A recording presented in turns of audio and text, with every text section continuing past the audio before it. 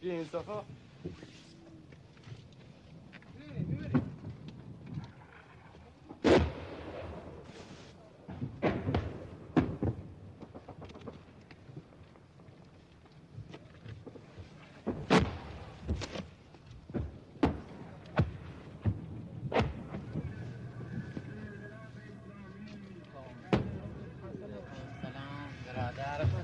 مردی شما خیور مردی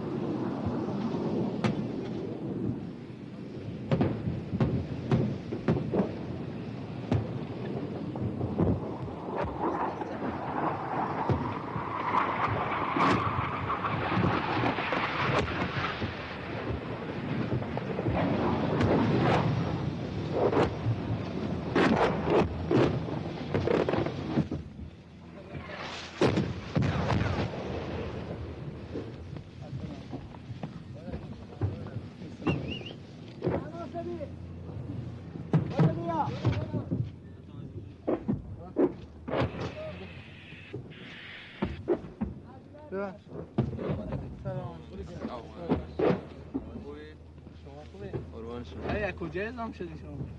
از دیشب تو عملیات حضور داشتین شما؟ بله. ممکنه اگه خاطره چیزی از عملیات دارین برامون تعریف کنید؟ خاطره کلا خاطره است دیگه. چندین پاتک انجام داده که همش به قول قوه خدا خود خودشون کشیدن عقب و تانکای زیاد ازشون نابود شد. الان تا خط چقدر فاصله؟ خط که این جلوه دیگه خط. بسیجی هستی؟ نه جهاز مهندسی جهاز.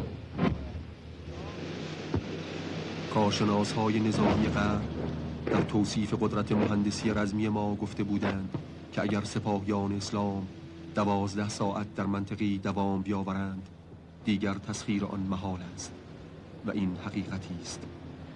24 ساعت از شکستن خطوط دشمن نگذشته که چهره منطقه کاملا تغییر کرده است. شبکه‌ای وسیع از جاده‌های تدارکاتی سراسر جبهه را پوشانده و جداره‌های بلندی از خاک جاده‌ها را در پناه خود گرفته است. قاسم پرصلابت و استوار پیشا پیش ما حرکت می کرد و صدا می گرفت. سلام علیکم آجا. سلام علیکم. حال شما خوبه ان شاء الله؟ قربان شما. شما چطور؟ الحمدلله. آجا شما چند سالته؟ 60 سالم. چند بار به جبهه اومدی آجا؟ من از حمله خرمشهر به این ور همش سالا اومدم جبهه هر چی شده. خدا خیرتون. سلامت باشی. خانواده رو چیکار کردی؟ به خدا سپردم. هنوز سفیدی چشم‌هایان بی‌سیمچی جهاد را که در زمینه آفتاب سوخته چهره‌اش مثل مروارید می‌درخشید و آن لبخند پرنجابتش را از یاد نبرده بودیم که به